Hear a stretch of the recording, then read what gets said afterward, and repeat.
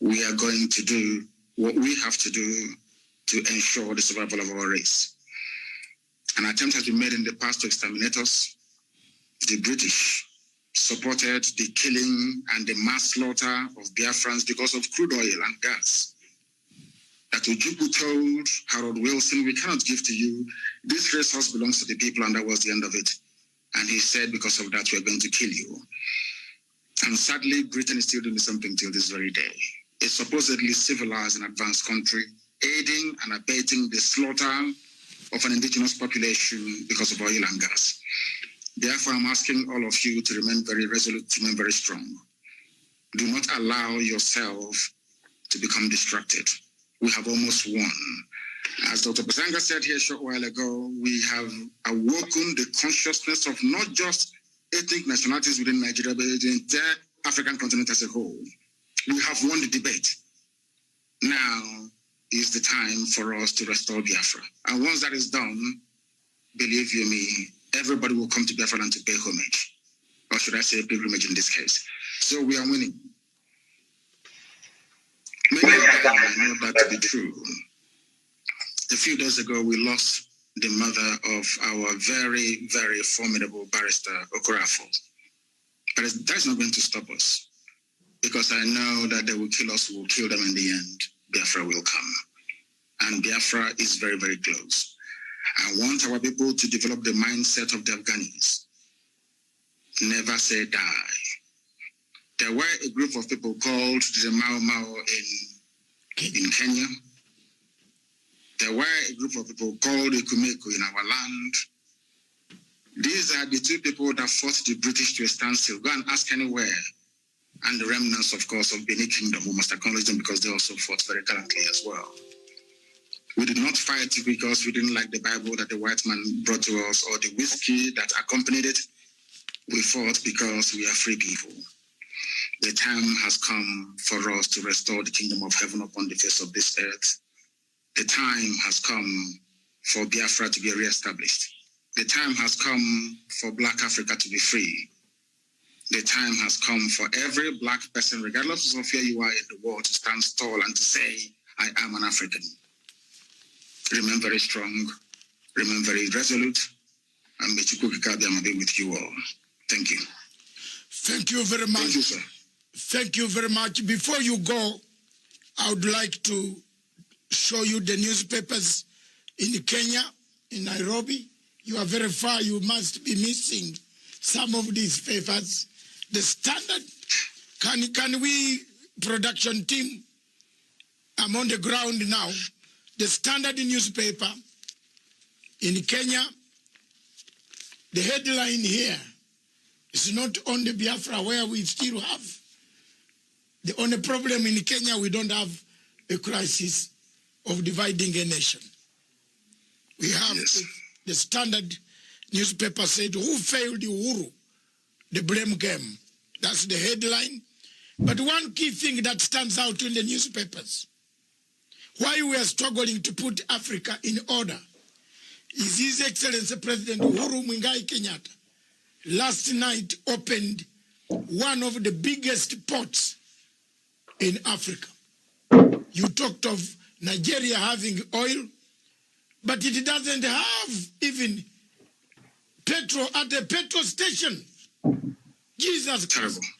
But President Uhuru Kenyatta, while yesterday opening the the port in Lamu, he said this port will connect the east to the west, east to the north, east to the south. That is the thing that we have here now in Africa, in East Africa. We want to thank President Uhuru Kenyatta again for putting infrastructure for people to get in a car and drive take 10 days and arrive in Anambra. Is it Anambra? Yes. That's right. Yes, that's right. That's yes. What we want. I have been sent so many messages from Dubai. People saying in Anambra, they are married there. Kenyans. Nigerians have married a lot of our people from East Africa.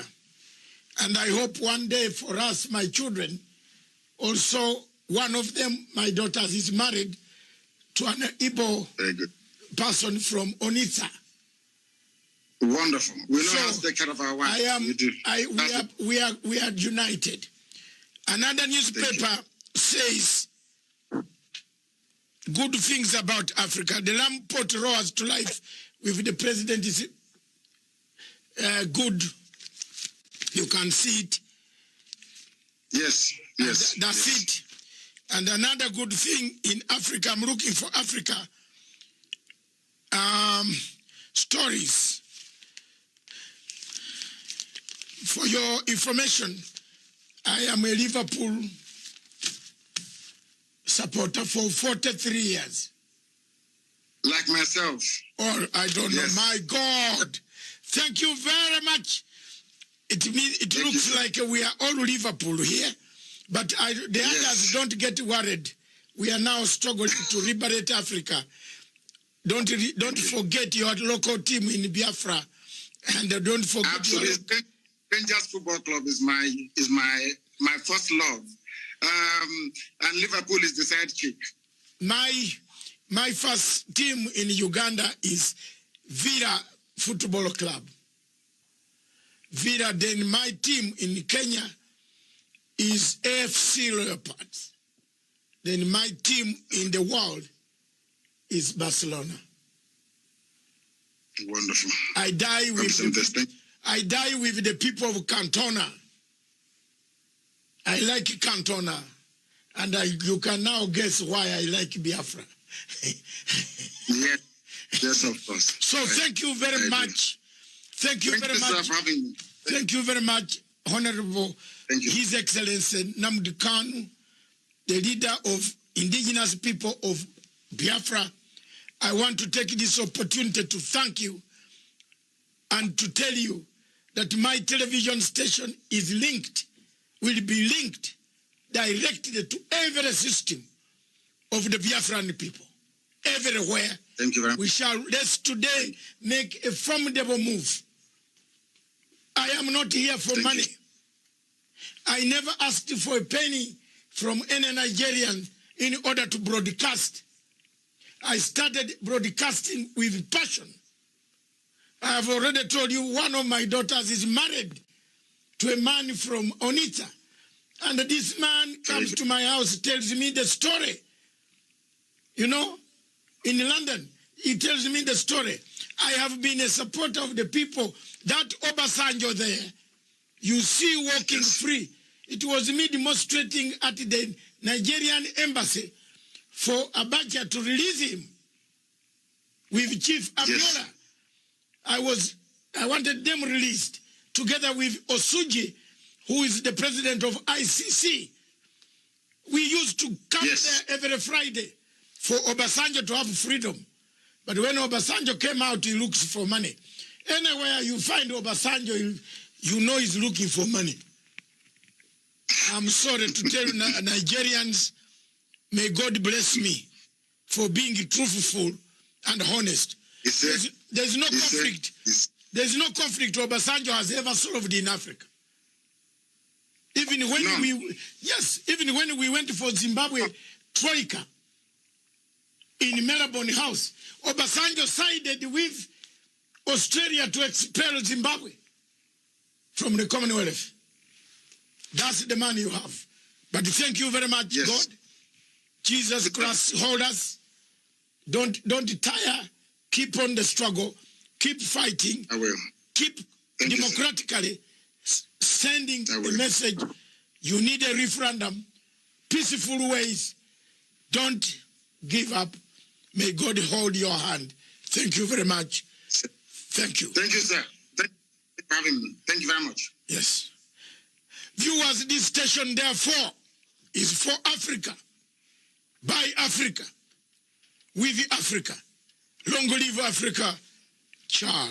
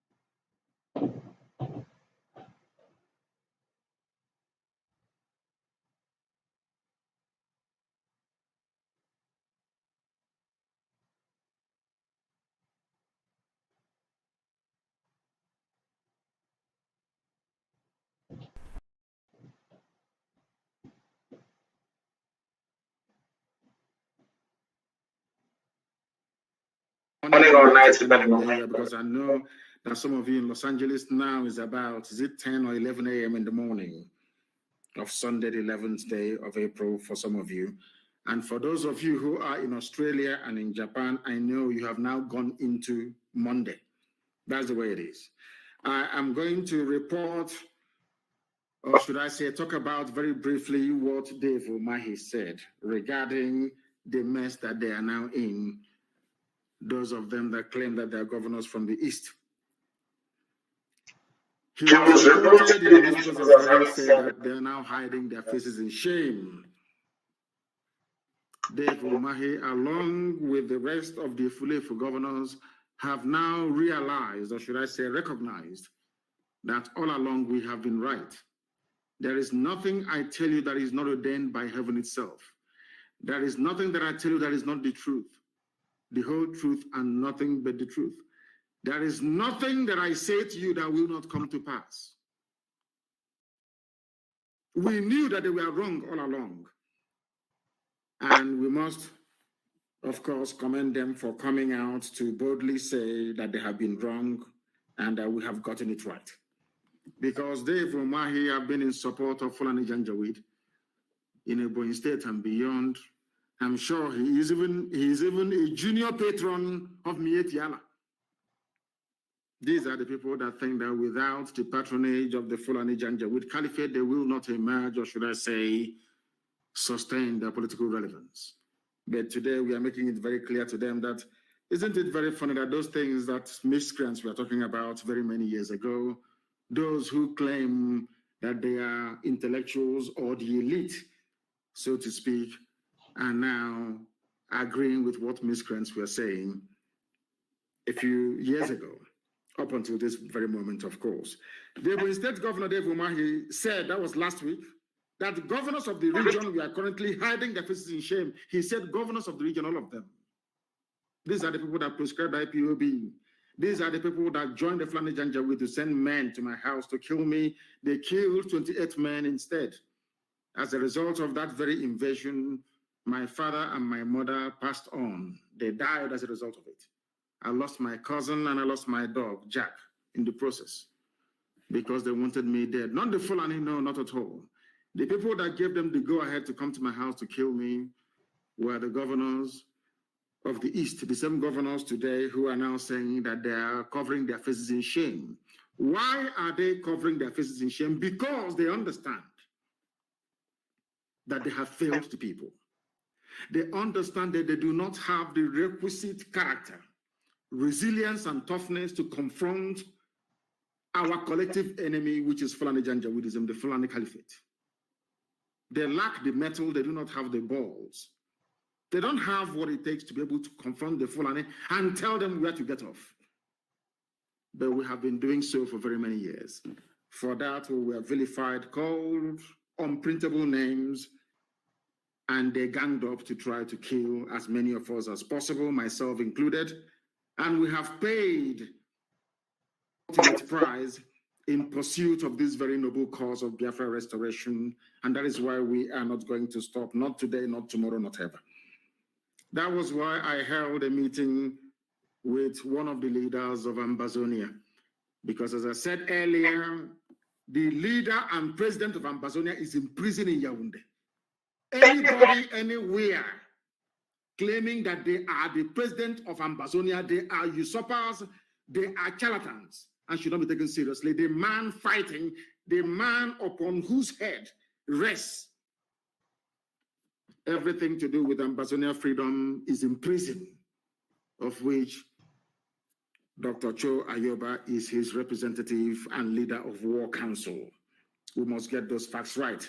The same thing is now applicable to Dave Umahi and Co. Those that got it wrong, and we got it right.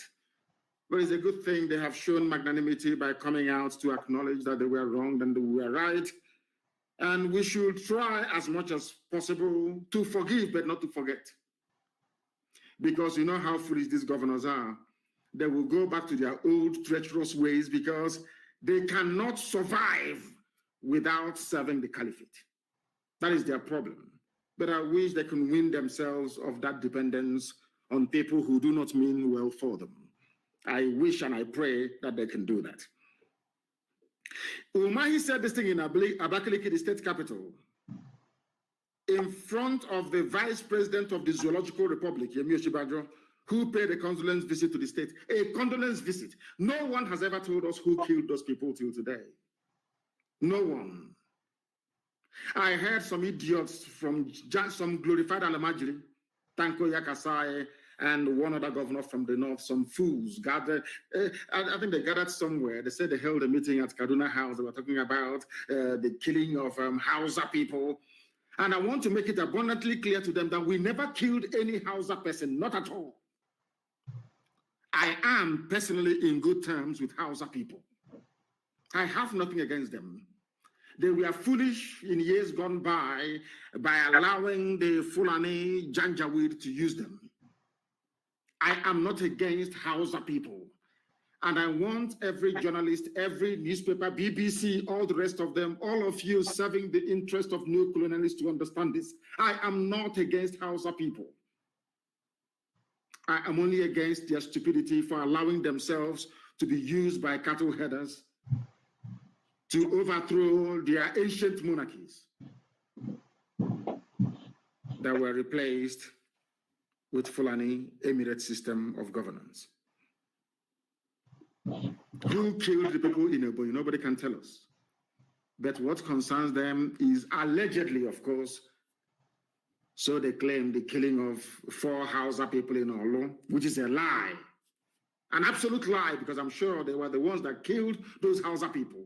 I can never give an order for any Hausa person to be killed, because Hausa people are victims of Fulani Janjaweedism, their oppressive lifestyle, and their hegemonic tendencies. These are the things that we must all begin to have very, very clear in our brain, in our heads. I am not against Hausa and can never be. I want Hausa people to be free. I am campaigning for Hausa people to be free. I am campaigning for Wagi people to be free, for Nube people to be free, for Jugun, every component, ethnic nationality in that damnable satanic contraption called Nigeria, put together by a white man and a white woman. I want all of you to be free. You must understand this very well. As we are fighting for Biafra, we are also fighting for you. Only if you can be sensible enough to realize it. Some of you are born into stupidity, which is the zoo. Some of you grew up in this stupidity. And some of you, of course, are exhibiting, should I say, the very worst excesses of belonging to a place that should not have existed in the first place. These are the things that you must understand. Umahi said, even when the killings happened, very unprovoked killings, nobody provoked the Fulani Janjaweed terrorists to go into Ebonyi to kill them. Nobody is mentioning the victims of the Ebonyi massacre. You see, every zoo newspaper, I don't know what I've done to them, is carrying the fact that 4 Hausa people were killed, not Hausa people. Nobody in their right mind will ever attack a Hausa person. The Fulanis are attaching themselves to Hausa to see if they can draw some sympathy and perhaps get the Hausa majority of the North to somehow fall behind them to attack our people in the North. And for those of them saying that we are going to attack Southerners in the North, please go ahead. I'm begging you, go ahead and attack them. Do it now. We are waiting for you. Go ahead and attack Southerners living in the North. And then you will see what will happen. Go ahead and attack them. We have said it time without number. We set up Eastern Security Network to rid our farmlands and our forests of Fulani terrorists. Those who are not doing what we are doing today, they are refugees in Benin Republic. Those who failed to heed our warning on time today, the Fulanis are camped in their forests, telling them they cannot dislodge them from it. But we realize this very danger from the Fulani right from the onset. And we put in place some contingency to contain them, and we have done so successfully so far. And I must make it categorically clear for the whole world to understand what I'm saying. I know that some people specialize in distorting anything I say for their own selfish gains or benefit, or in their quest to try to sustain this spurious and, should I say, senseless one Nigeria. What I'm saying to you this evening is this. Anywhere we find Fulani people in our forests, will be chased away from there.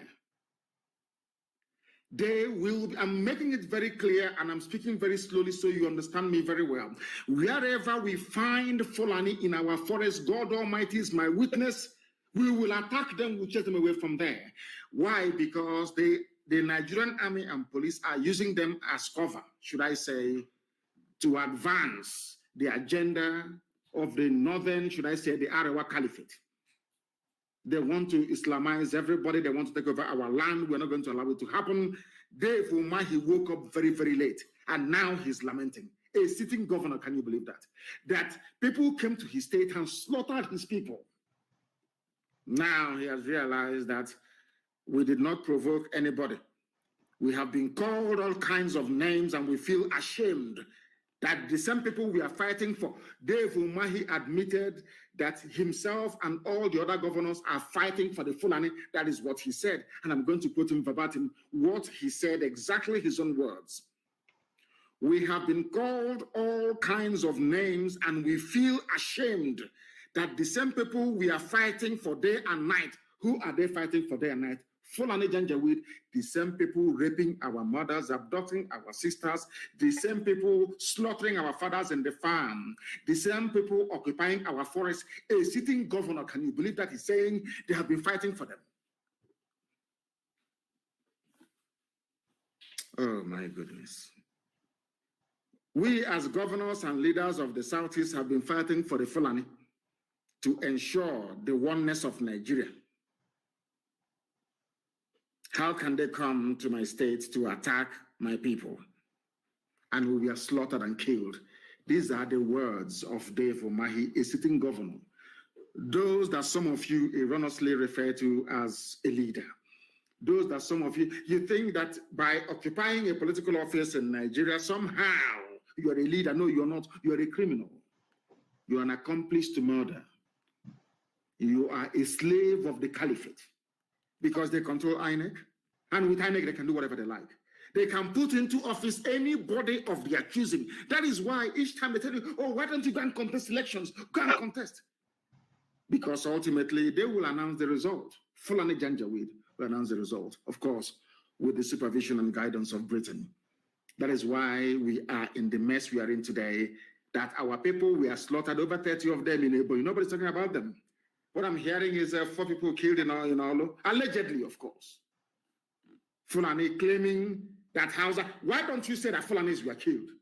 Because you will draw no sympathy from anybody. That's why you claim it's Hausa. To see if people can perhaps begin to understand or reason with you, which is a lie, because no Hausa person was killed. We are not against Hausa people, can never be against Hausa people, because I believe that some of them have now risen up to be fighting for the same things they were fighting for. All of you saw them there campaigning and, should I say, demonstrating. Demonstrating for Arewa Republic. You saw policemen escorting them. No one was shot. Nobody. Other people can agitate all they like. Britain is not interested. The only people that Britain wants to kill and slaughter are Biafran people. No other. They know that other people cannot sustain. They know what it takes to sustain a freedom fighting movement of this nature. They understand that. They know freedom is very, very expensive. The Britain knows that no other sector, no other race in Nigeria has the type of heart that we possess. They know that very well. That is why others can protest. Others can come out and rally, nothing will happen to them. Only Biafra, because they know that since we have embarked upon this very movement, there is no going back. Others may go back, as you have seen recently. But we are not going anywhere. We are still here. We are still here until Biafra comes and all other ethnic nationalities are set free, or should I say until the Fulani Janjaweed are chased back to the foothills of the Futajalon from whence they came. That is something that must guide our thinking, our reasoning every blessed day as we wake up in the morning, that we must do the needful. And what is that needful? That we must all be free. If you want to be a slave, once Biafra is restored, even before, you can live in Kanu, live in Medugri, you can live in Sokoto. That's your business. What the Fulanis decide to do with you is entirely your business, not ours. If you live in the north, as they're threatening they're going to kill, if you live in the north and they kill you, that is your business. We cannot take the fact that you are living in the north, in the Fulani territory, or Fulani control, because they have no territory anyway, in Fulani controlled indigenous territories of the north that they have taken from the local populations. The fact that you're living in Jalingo, the fact that you're living in Guzo, because of you, our people are slaves. Not just in the zoo, but all over the world. I say you are dreaming. Fulani, if